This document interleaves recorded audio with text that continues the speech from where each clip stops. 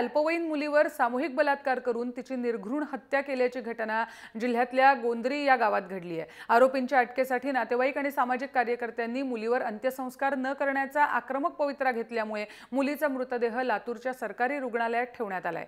11वीत शिकणाऱ्या या मुलीला कॉलेजमधून येता जाता गावातली काही टवाळखोर मुलं चिडवायची आणि त्यानंतर गुरुवारी रात्री अपहरण करून तिच्यावर बलात्कार करण्यात आला।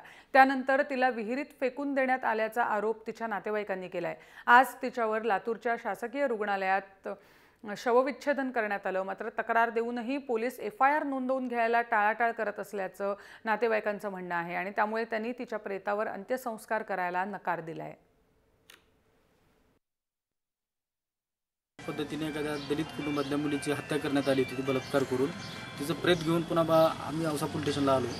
तर त्यांनी अद्याप आता तीन दिवस झाले तरी अद्याप त्यांनी गुन्हा नोंद करून घेतलेला नाही आणि त्यांनी पोस्टमॉर्टम झाल्याच्या नंतर आम्ही गुन्हा नोंद करू, असं करू तसं करू अशी उडवाउडीचे उत्तर देण्यात येत आहेत। तरी आम्ही जोपर्यंत त्या मुलीचे आरोपी अटक होणार नाहीत तोपर्यंत आम्ही मुलीचा अंत्यविधी करणार नाही, असं त्यांच्या घरचे भाऊ आई वडील यांचं मत घेऊन आणि आमचे सामाजिक संघटनेचे आणि सर्व दलित लोक घेऊन असं आम्ही त्याच्यानंतरच अंत्यविधी करणार आहोत।